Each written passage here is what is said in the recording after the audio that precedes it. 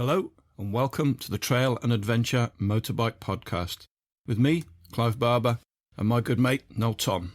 For the days when you can't ride your bike, there's always the Trail and Adventure Motorbike Podcast.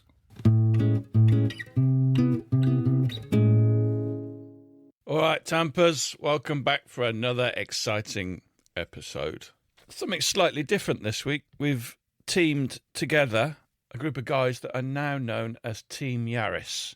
We actually met these blokes last year at the Lightweight Adventurous Festival. They're all listeners to the podcast, and I put a message out on our social media saying who's going to the Lightweight Adventurous Festival. And a few people said, yeah, I'm going with some mates. And a few other people said, yeah, I'm going, but I'm going on my own. And everybody that said that, I said, well, come and hang out with us. We'll have a laugh, we'll have a beer, and we'll go out riding together as well during the Saturday. And without exception, all those blokes turned out to be exceptional and have become pretty good mates. I've ridden with them at least once now after the event. Adam Faraday had just spent the day with me. He was family on. We're on holiday in the lakes. We went out for a ride today, met up with Greg and Chris and Rupert and went out for a ride. And that's what we're talking about when we jump on this podcast in a minute. I also make reference to my very, very brief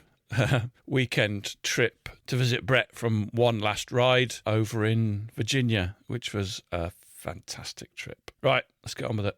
Oh yeah, a word of warning, old potty mouth at it again. So if you've got kids in the car, then maybe listen a bit later. So listen, this podcast is really to introduce you to the TAMP Podcast Executive Committee, a.k.a. Team Yaris, a.k.a. all the Adams. And well, I guess we'll explain that at some point as well. No, are you going to put your camera on? Sorry, I thought it was on. How are you feeling today, Clive? How did you get on? It was great, really good fun.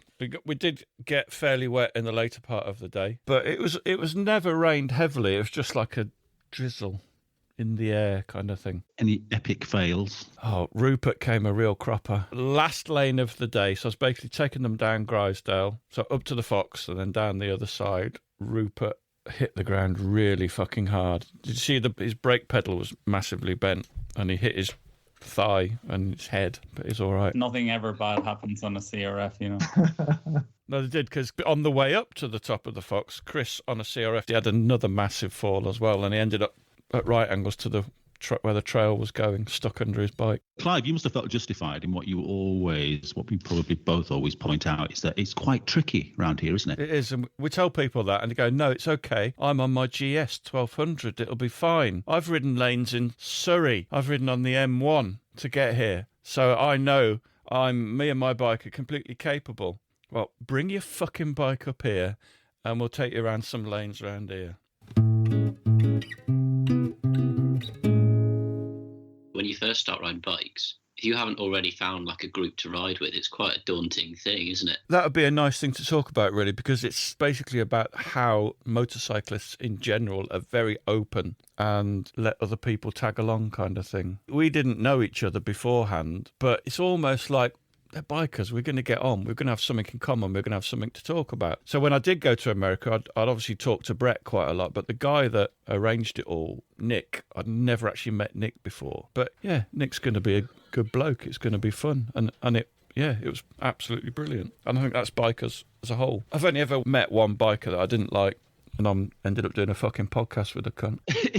But equally, you soon get the measure of whether it's somebody you would want to ride with again, don't you? Yeah, definitely. Yeah, like within a few minutes. Let's make a start, shall we? We're going to do some introductions. I'll kind of introduce the whole thing, and then we'll kind of do some individual questions. Then we're going to pick a bike for Rory. And so with your intros, as I said earlier, let's do who you are, where you live, not your actual address, because people will stalk you and it'll be weird. What's in the garage and what type of riding you do. I'm Rory Athan, son of Simon. I am the annoying young one and You are. done a few trips on a 125. What's in the garage, mate? A Honda Varadero 125 Super Adventure R. Right, so that's just like your little comedy joke bike. What's your actual Yes, real it is. bike for travelling on? And It's a Honda Varadero 125. same bike, isn't it? Which I've done a few bits and pieces to it. It's the same bike from the last podcast. Yes. Well, what we're going to do is at some point during this podcast, we're going to choose a new bike for you, and then you have to buy it. Yes, perfect. I was like, get him a nice little Barbie bike. He's already got one. Right, next on my screen is Alex. Introduce yourself, Alex. I'm Alex Johnson. You can probably tell from the accent. I'm from Dublin, been in the UK about 6 years, living down in Surrey, working in the wine trade.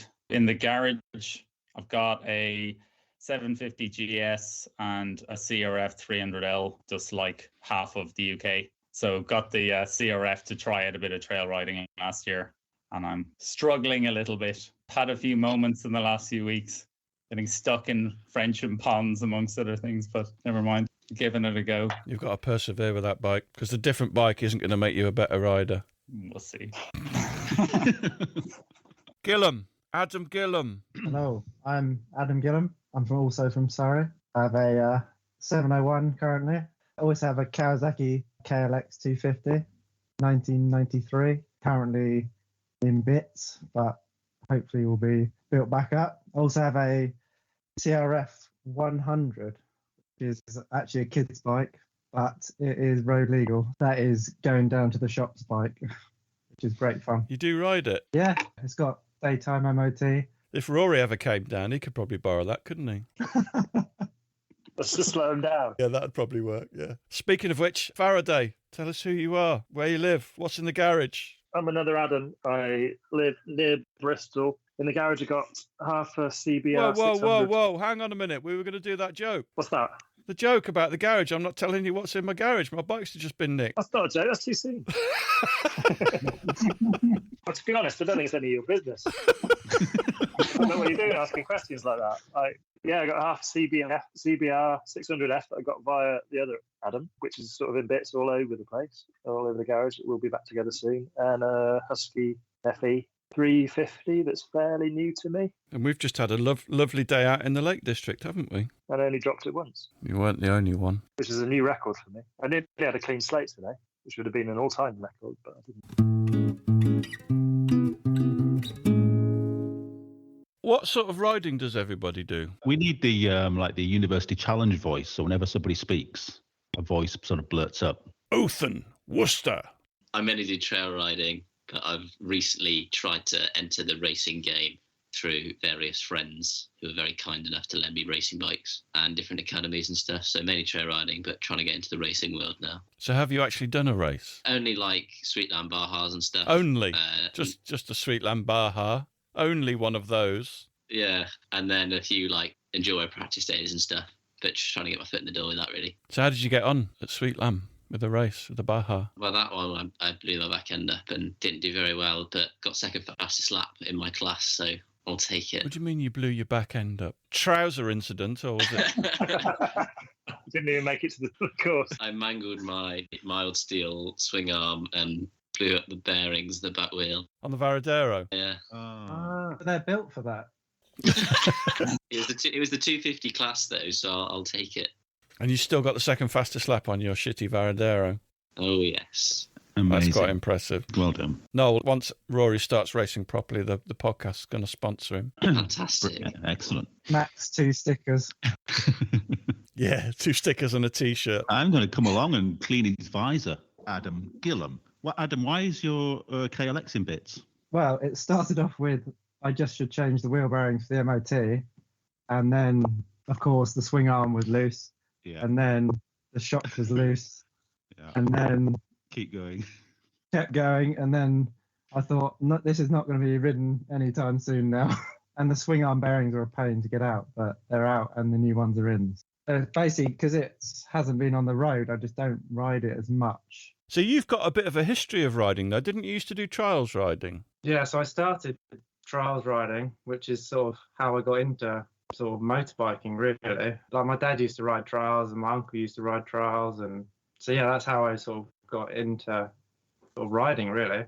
And obviously balance and sort of slow speed really sets you up, as we always say, for any kind of motorbike riding, really. So why did you stop? I did sort of more and more trials, and I started to do some bigger trials. Some of the bigger trials you need road legal, which is when I basically decided to do my test. And then once I got my test, I got a trail bike and then started doing trail riding instead. And then sold the trials bike to sort of fund the first bike and the test and everything. And yeah, I always regret selling it, actually. Were you any good at it? I was all right, yeah. Wasn't too bad. Did enjoy it. It's a cheap sport to get into. Once you got the bike, it's max £20 for a day's riding. You can always laugh at other people riding, your mates doing the section first, and then just pray that you don't, if they put a foot down, you think, oh, I've got 1 foot I could put down, or I really enjoyed that sort of side of it. Or if they fall off, you can laugh at them. And you've got the 701 now. Your main gig, isn't it, really? My first sort of proper new bike was a 250 RX Honda, brand spanking new.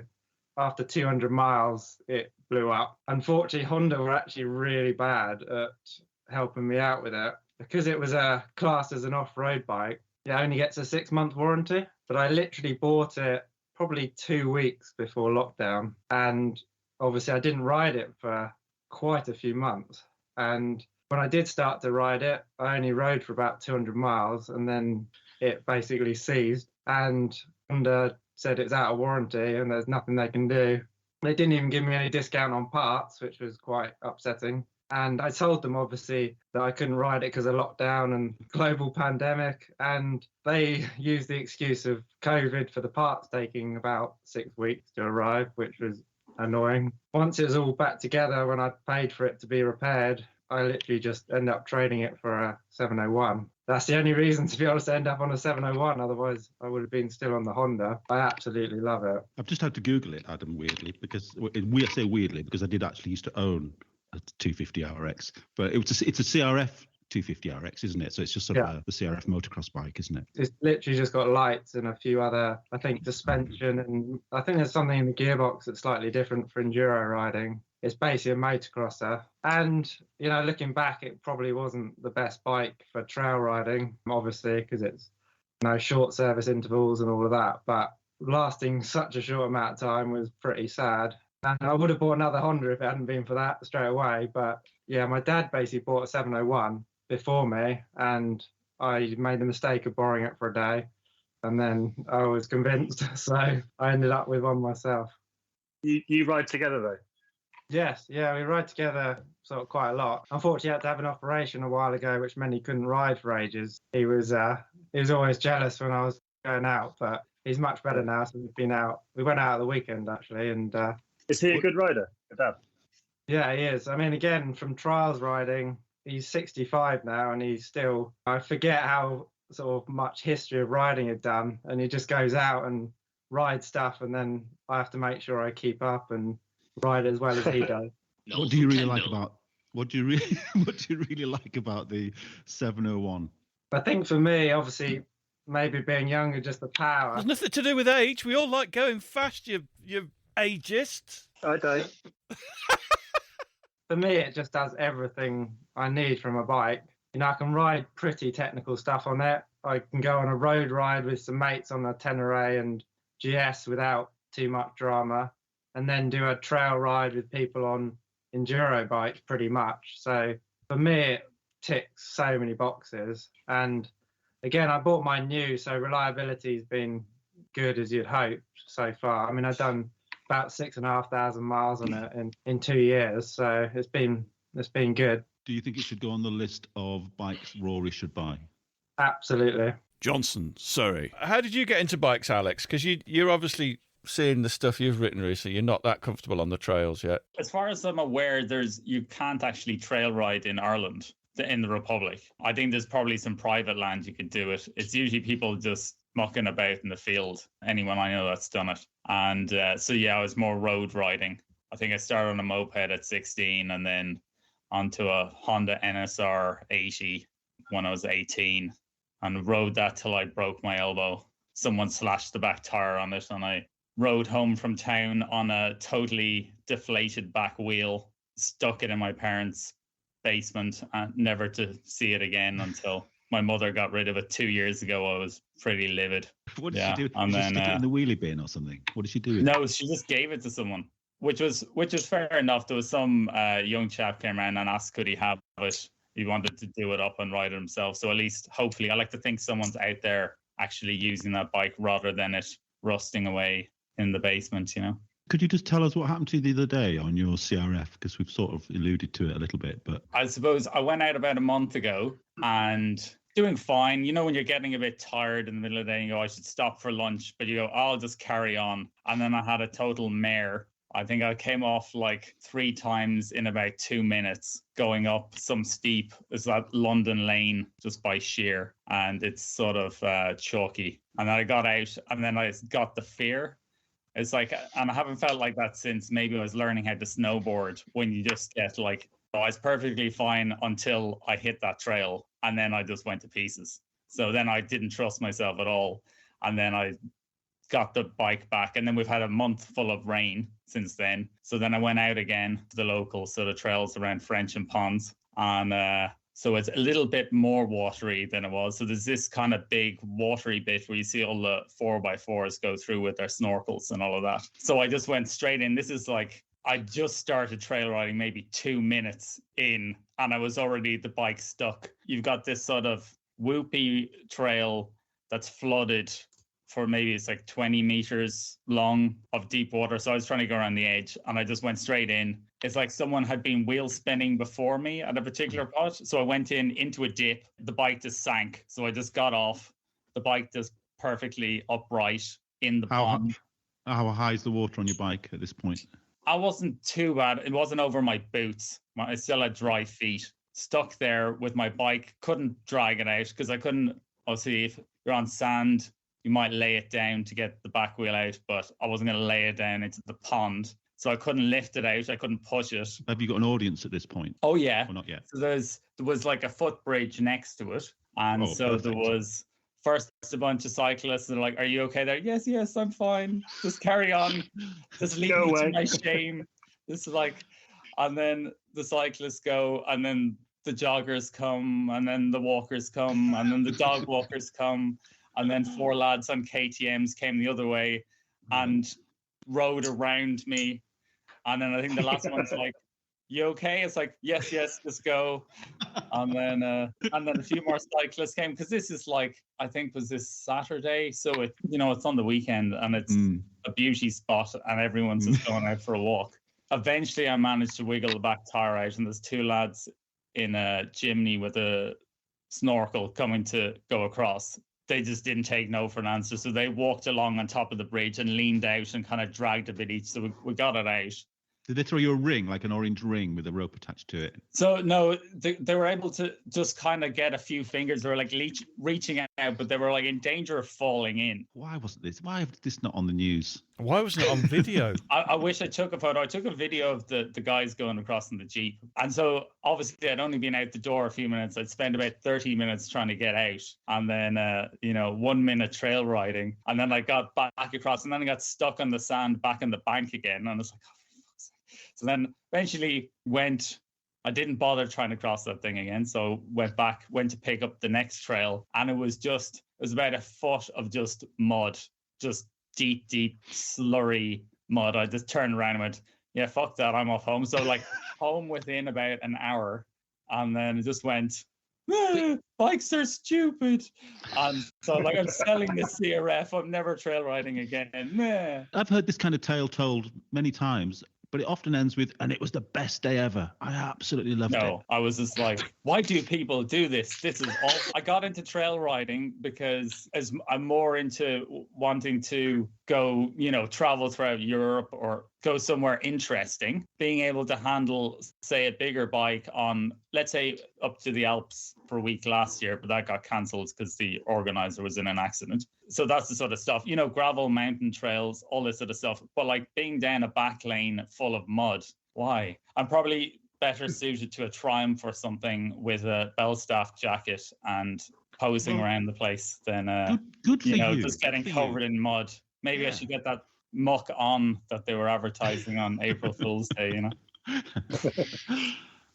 But that's refreshing to hear somebody say that, because I'm often saying that I kind of quite like that kind of riding as well. But often people we speak to are just, no, Has to be trail riding. Chris Scott, I think he, from the Adventure Motorcycling Handbook, I think when you're reading any of his stuff, he's like, he must have lived around Surrey, because he said, started off trail riding in Surrey, or slurry lanes as he called it. He's like the expert in Morocco and North Africa. So he's just went to hell with Surrey, off down to Africa. So I'm actually joining him. I'm going on one of his trips in November.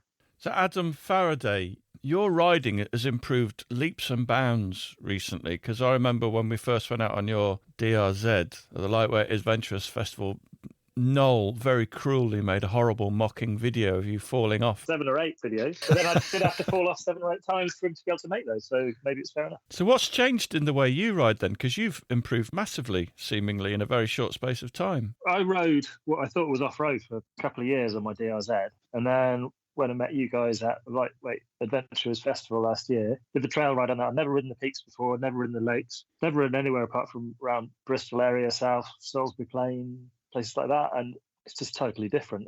When I came to the peaks, we turned onto that first lane that everyone fell off on, and I fell off a couple of times.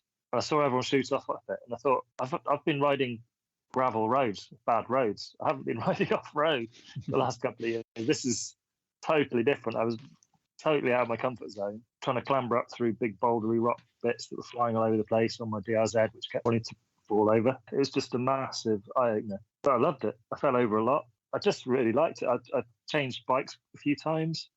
I joined TRF, a Wiltshire TRF, who were really good, really welcoming, and they got me out on various rides. Again, another load of learning curves, riding boggy, chalky ruts and some fast gravel stuff and around Salisbury Plain. I had about a year of just totally out of my comfort zone variety of riding. Came up to the peaks, rode with you guys, started to watch what other people were doing a bit more, got a bit more confident. I wanted to sit down all the time. I wanted to go slow, learn to get a bit of momentum and stand up from seeing what everyone else was doing, just riding with more and more people and seeing how they cope with different situations. It scared the hell out of me a lot of the time, but I really enjoyed it. So I ended up with this Husky FE 350, which is bouncing along quite nicely, and I'm having a lot of fun. I guess it's just getting over that hurdle of confidence happened at the right time. And I think it's that speed and momentum that makes the massive difference, doesn't it, really? When you're a kid and you start riding a bicycle, you want to go slow, but you fall over when you go slow because there's no gyroscopic effect of the wheels. You've got to get up that little bit of fearlessness and trust it, and then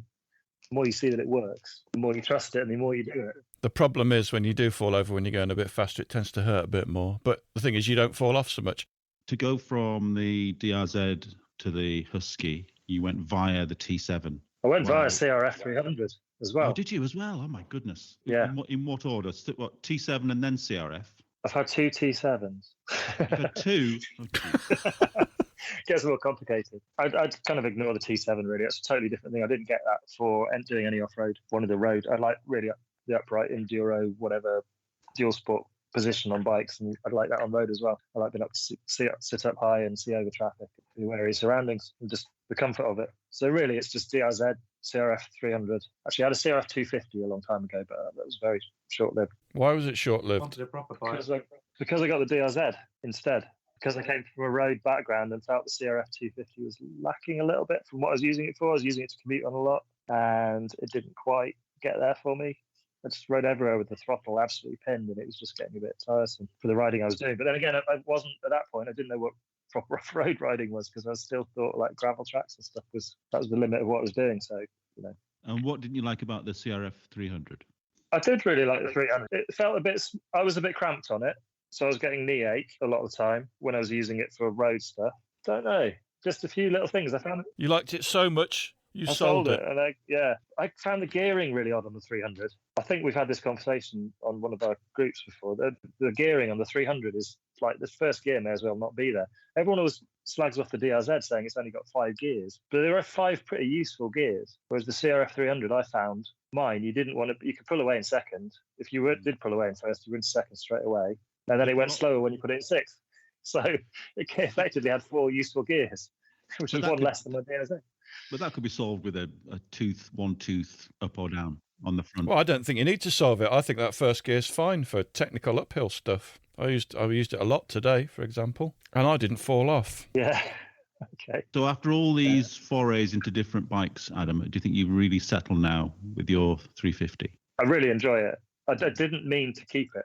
basically I went from the 300 to a KTM 690, which disappeared in the night, unfortunately. But at the same time that I had that, I bought that thinking it was going to be a do-it-all bike, but it got nicked. At the same time I had it, I had an opportunity to try a Husky 350, which I thought I'd buy for the winter and be a bit of a wimp, stick it in my van to get places, go off to Wiltshire and do the TRF rides, which that's a great freezing cold, but really magical, amazing rides around Salisbury Plain in the ice and snow, and being able to stick a light bike in a van easily and go off to do that during the winter. I thought I'd give it a go, see what these lightweight enduro bikes are meant to be, what all the fuss is about, wimp out a bit, sit in a nice warm van to get to these places and try it and then sell it in spring. And I ended up just using it more than the 690 and enjoying it more, to the point where I put the 690 up for sale, decided that's the one I have to sell instead. Adam, should the 350 go on Rory's list of bikes to buy? Well, we've been out today and I had a great day on it, but then even just getting home after a day of riding, another hour and a bit on the saddle, freezing cold rain, blustered about in the wind, there's definite downsides to the light bike. It's really good fun when you're specifically for the trail, but everyone knows they are quite hard work on the road, aren't they? What are you thinking currently, Rory? I was set on a 690, or the white one or the red one. I've just been bombarded with opinions, so now I have no idea. What are people suggesting to you? The DRZ is quite strong because I'm quite mechanically minded, I guess. So a mechanical bike, I'd get on with that, I think. I think electrics can be quite scary, especially on orange bikes. More mechanical, the better. But people know that I want some serious power now. So. But what kind of budget are you tied to, do you think? The budget's just like if you can wait in for another few months and get the thing that's actually right. So budget's not like an issue. Really? Well, no, it's obviously an issue, but I'd rather wait. I'd rather wait another 2 months and not have a bike and then end up with a perfect bike rather than have a not as good bike right now. What are you going to use your bike for? Trail riding, long distance stuff. Dates. Yeah, picking up girls, that sort of thing. So Desert X then, yeah. Get to an Aldi car park. I'm going to be doing road miles to get off-road. But there's a big difference between the price of a second-hand DRZ and a second-hand 701 or 690, though, isn't there? Yeah, definitely. And then if you're thinking about mods as well, the money you save from one bike, you could spend on mods on another bike. So that's an argument that I'm willing for people to sell me on. I'm still always shocked at some of the prices people pay for aftermarket components on the 300Ls, or the amount of different stuff they put on those bikes when they're cheap bikes, and end up having to sell it and then get something that was probably slightly more appropriate. But it's a difficult balance to mod or to get a newer one or something with better suspension and live with that. It's an always an impossible argument, really. He's talking about you, Clive. Yeah, so I have spent a lot of money on suspension for my CRF 300 Rally. You got a wonderful discount, surely. I did get a handsome discount from our friend Adam, another bloody Adam. But I'm quite happy with that bike now because it does everything I need it to do. It does it a little bit more heavily and a little bit... It's not even slower than I used to ride because that 300 gives you all the power you need off-road, and I don't think I'm riding any slower than I used to do on my EXC. And I also know that if I was going to go out on my EXC on Sunday, I'd be there on Saturday making sure it works. Do you know what I mean? I'd be starting it up just to know that everything was as it should be. Whereas with the Honda, I know I'm due to leave at 9. I'll wheel it out the garage at 5:02 and it will work because it's a Honda, right? And I think that is worth a lot as well. Would you happily ride your CRF across France to get to Spain? I would. And I'm going to take it to Scotland on our next trip as well, which is mainly going to be road by the sound of things. Does anyone actually enjoy tinkering? Like non-voluntary tinkering? Not like when you have to do it. Does anyone actually enjoy that? I love it. I do. It. Yeah. I do.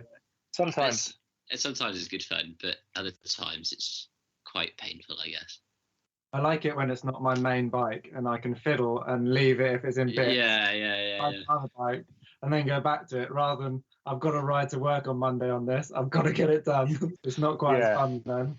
I like riding bikes that I have tinkered on. Like when you've worked on a bike and actually got right inside it and you see what's happening as you ride it. My DRZ was a right state when I got it and I worked on it a lot. And I felt very connected to it. I had it for about 2 years and did quite a few miles and I had lots of fun and adventures and went off and met people like you guys and did all sorts of stuff on it. But I felt very connected to it originally because I'd had such a struggle with it for about a month or two in the middle of winter trying to get it all sorted. But when I did, it was good. Alex, are you not a tinkerer? No, I think we did IQ tests in school, and I've like the bottom 2% of the country for mechanical reasoning. I was top 5 in plenty of other things, but mechanical reasoning is like, I can't work out which way screws go. So like even putting accessories on, it's an effing nightmare. Can I just please have shaft drive everything?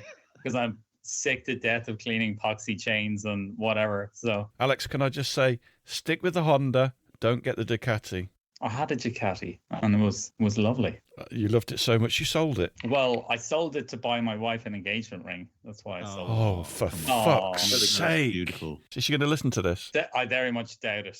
Right. What a fucking ridiculous thing to do. Alternatively, she does listen.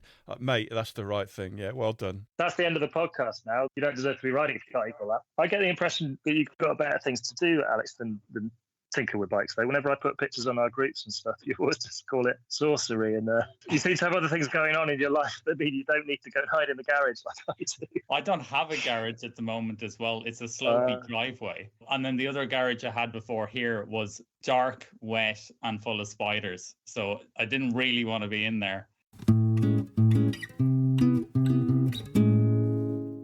Right, let's go around the room. Tell Rory what bike he should get. So I'm going to go first. I think he wants something fast. He wants something potentially he could work on. He wants but then again, something that's going to be reliable for travelling. I'm going Yamaha WR450. Was not expecting that. No, I wasn't expecting that. What are you going, Adam Gillam? It's a bit biased, but it has to be a 701. If you like working on stuff as well. Adam Faraday, what are you saying? I think Rory would be absolutely fine on like a 690 or 701. If he did want to go for something like a DRZ 400, which he's talking about, I'd think about a DR 650. Depends what he's going to do. If he's going to go and travel long distances like around the world, or could be a contender, I find it hard to recommend a DRZ 400. I know what I've been through on one. Noel, what's your ridiculous idea? Well, I see a lot of potential in young Rory. I mean, he reminds me of a younger me. Okay, now. 7 Hondas, though. So it's a huge leap. In the evolution of Rory, I think the DR650 is a great idea, and a DRZ will be a great idea, and it would be great to see him doing all the stuff that he can do and does do to those two bikes.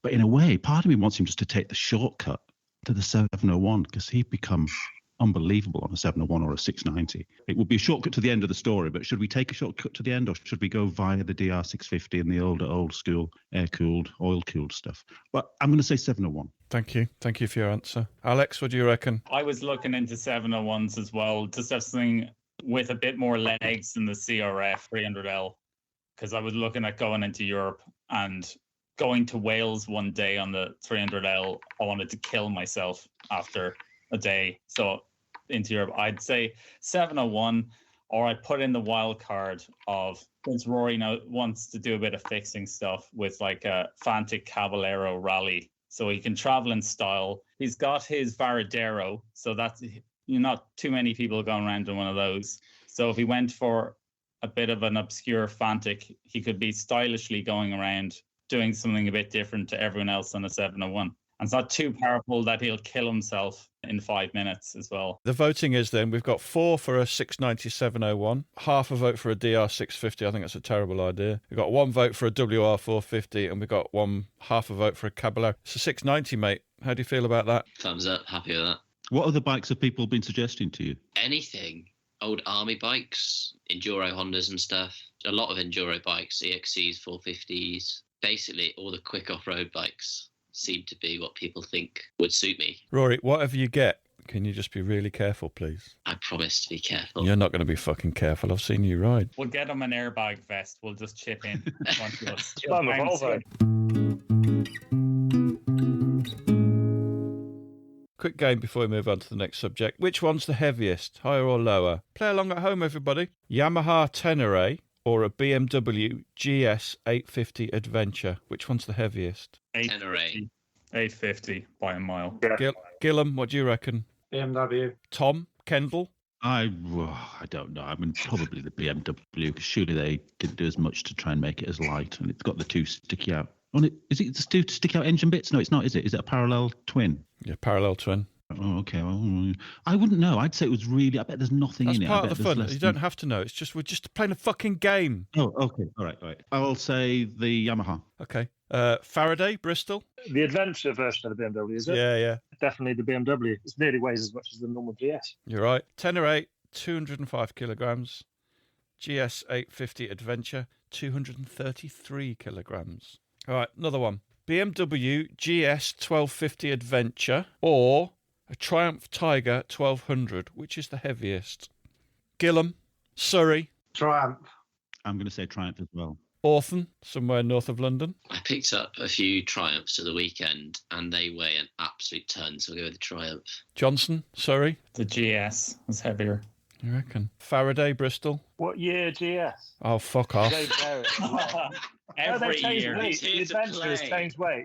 Latest one. I'm going to say the Triumph anyway, so it doesn't matter. But, BMW 1200 GS Adventure, 268 kilograms. Triumph Tiger 1200, 255 kilograms. It's a GS. how much fuel does the Triumph Look, carry? it's my game. I've got the fucking numbers written down here. You don't challenge the quiz master. But the GS doesn't lie flat though.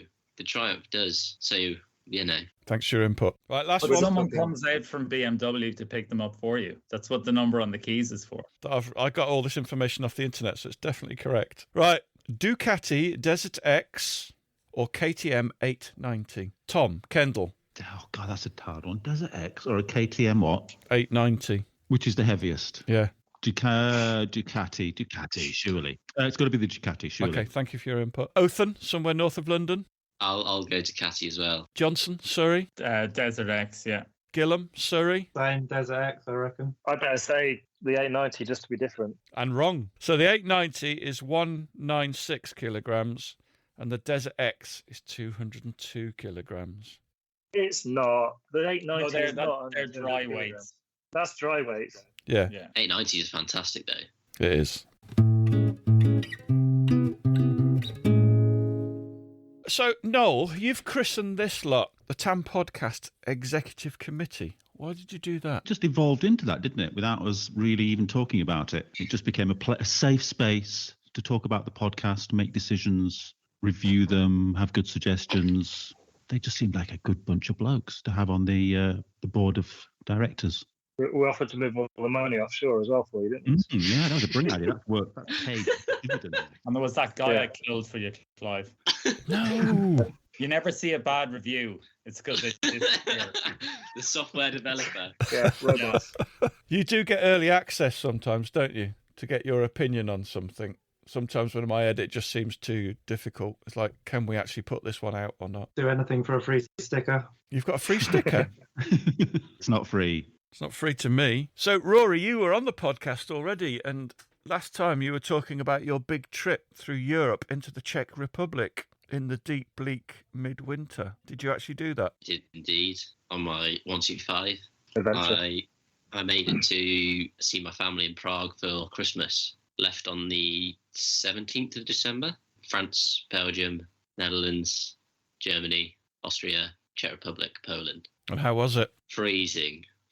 Absolutely bloody freezing. But it was very good, and I had a lot of people help me out and sort me out with some heated kit, a lot of tips and a lot of hookups in different countries and stuff. So it was the perfect way to enter the UK touring scene. What heated kit were you wearing?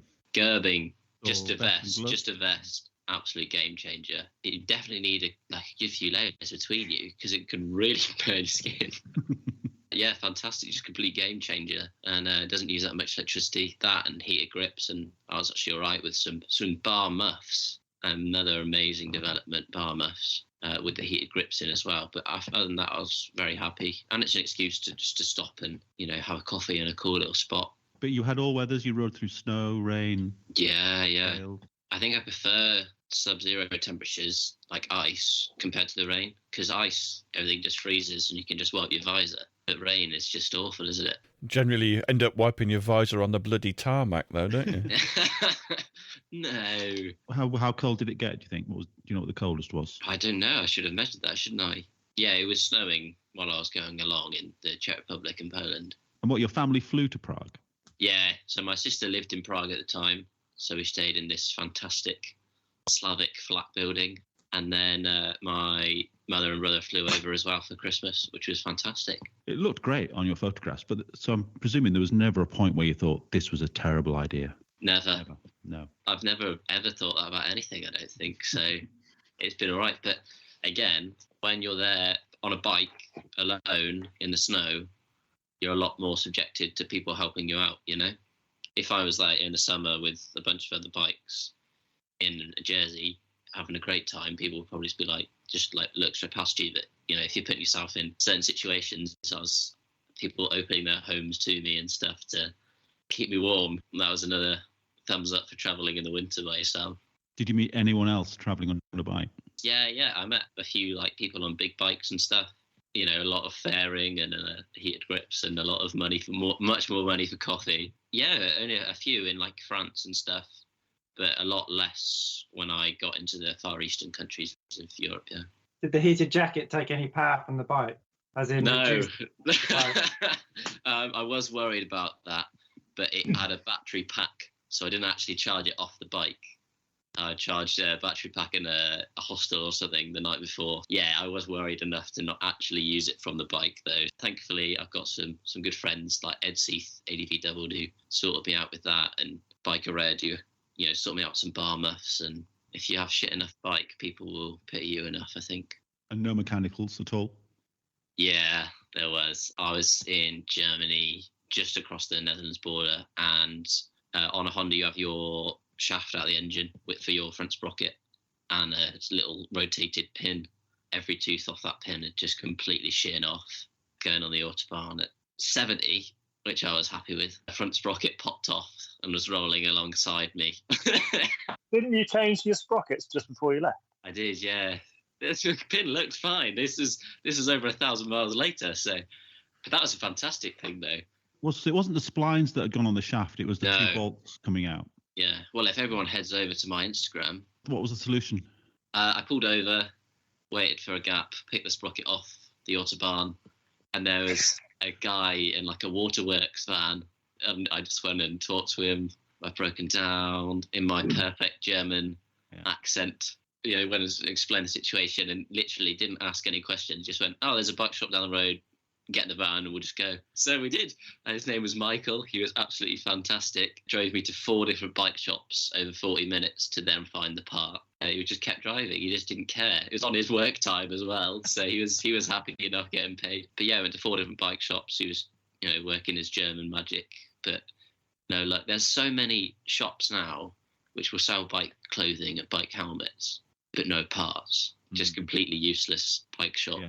Or they'll gleefully tell you that, yes, they can get that part. It'll be here next Thursday. Yeah, exactly. But he wouldn't take no for an answer. Ended up in a bike shop 20 minutes from where the bike broke down. There was no questions asked. Everyone was just like, there's someone in trouble. Let's just help him out, which is why I absolutely love Germany. Straight away, oh, where's the bike? We'll go pick it up for you. They just we'll go do it. No questions asked. So they were like, hop in the van, went and picked it up, said bye to Michael. Me and Dirk drove the place. The problem, I had no idea where the bike was. Michael had gone and I was like, fuck, where's the bike? Because I didn't know where it was. Yeah. Dark at this point, is it? Yeah. Yeah.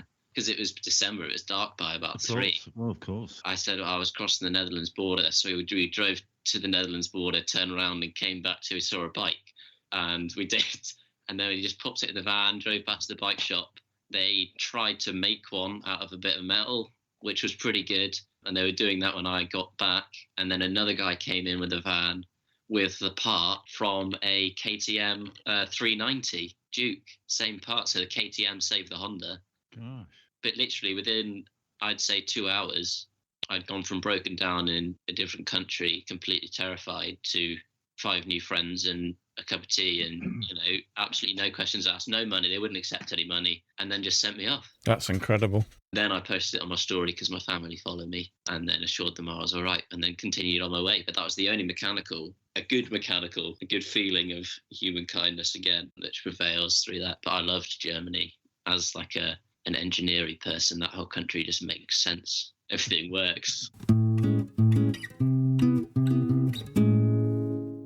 Adam, you work for Jador Tools, also German company, I believe. You very kindly designed and made the perfect little trophies for our awards. Tell us a little bit more about what you do and what Jador do. In the UK, where I actually work, is mainly torque tools, torque wrenches and calibration equipment and torque screwdrivers. So the German side, we're German owned, does sockets, spanners, toolboxes, automotive tools, almost any tool you can think of, the German side will do it.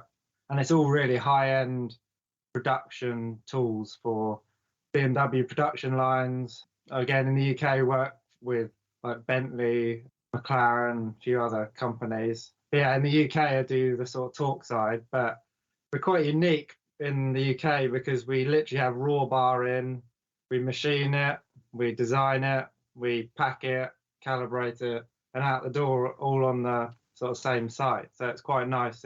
Even though it's German owned, a lot of the torque side of it is all designed, built and machined all in the UK. It's great. And I obviously have access to all sorts of toys that never get abused for homework, obviously. And yeah, I was happy to help when you were looking for doing sort of trophies. And obviously at first I was assuming trophies as in like 3 when I was thinking of designs in my head. And then Clive gave me a list of, I think, about 35 or 36. 31, come on. Give him an inch and it'll take 31. We had a slight redesign at that point. Yeah, and then we thought, actually, even at £3 or £4 a piece, it starts to add up at that sort of number. In the end, I just designed a little simple 3D printed base and then actually used aluminium business cards to laser mark all the different awards on it. Looked pretty good in the end. Oh, you've done an amazing job with them. They're amazing. The good news for anybody that wins one at the Lightweight Adventurous Festival, it'll fit in your wallet to take home. The stand's extra. That might have to go in a separate pocket, yeah.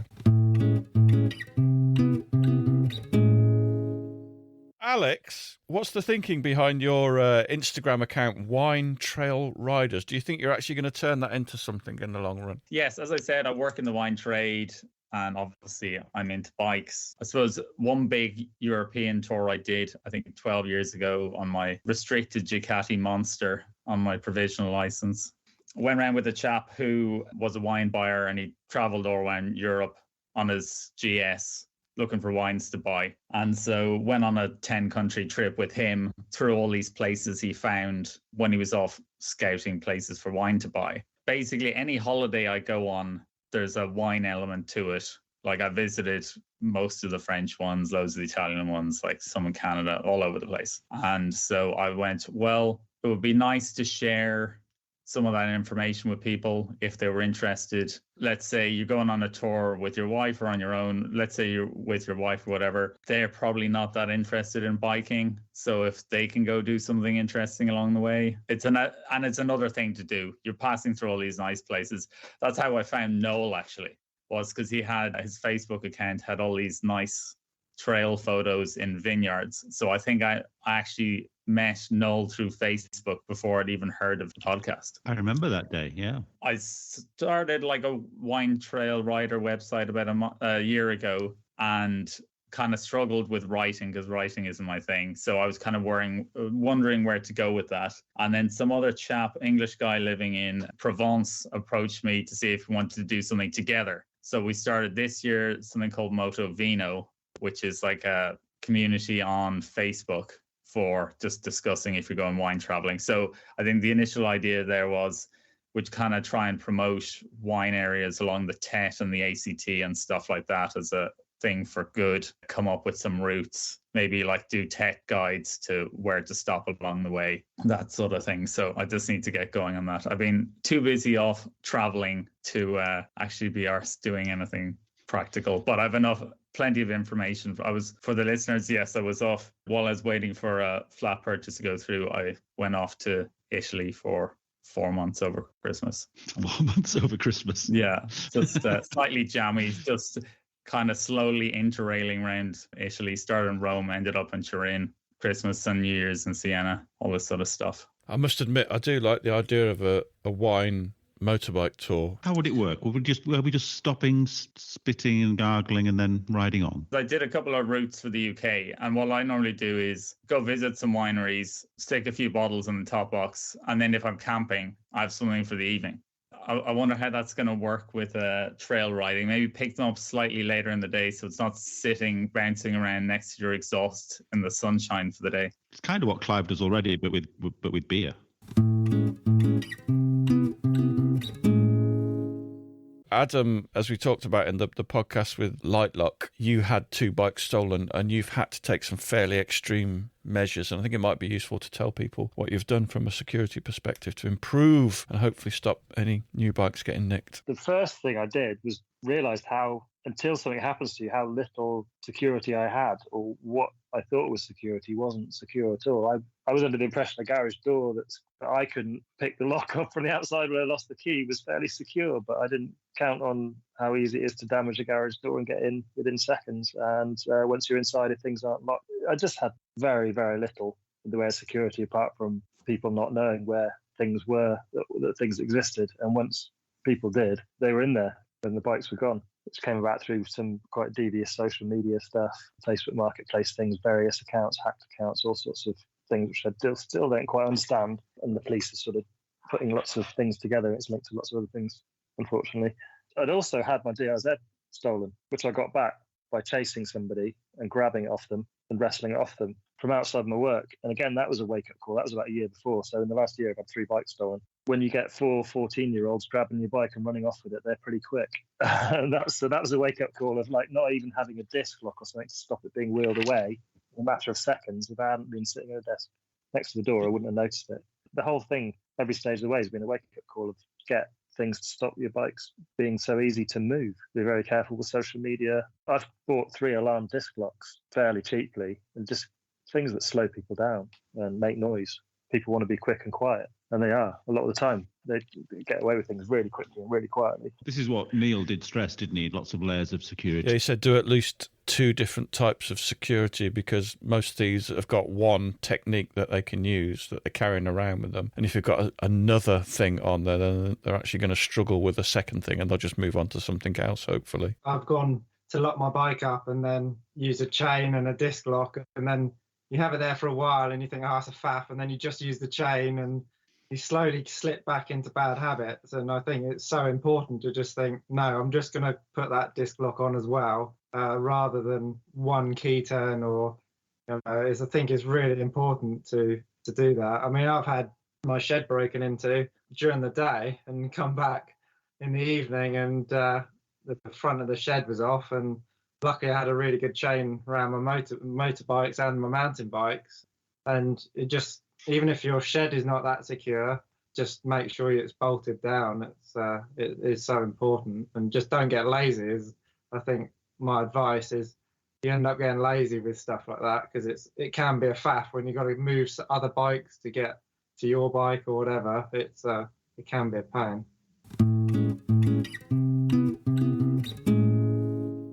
Who wants to tell the Team Yaris story? Alex, you weren't there, so it can't be you. I'm just going to cut my nails. I'm There we doing go. my nails Good as well, man. Clive. You fuckers. I think, Rory, you should probably tell the Team Yaris story. Yeah, I was going to say Because you were the one that ended up in the car with the lady. So we were enjoying our trail ride out at the Lightweight Adventure Bike Festival, and we were going down pretty technical rocky track downhill, say a good at least a mile in the track, and we come across a very flappid old lady in a Toyota Yaris, non-rally spec, just a normal car, not knowing what she's doing, very, very upset and a bit confused. We decide to extract the car back to the main road with the help of a Land Rover Discovery, and calming her down, keeping her dogs happy, Adam falling over, all of that sort of stuff. We found a Toyota Yaris and an old woman on the trail and got it back on the road. Noel drove it back.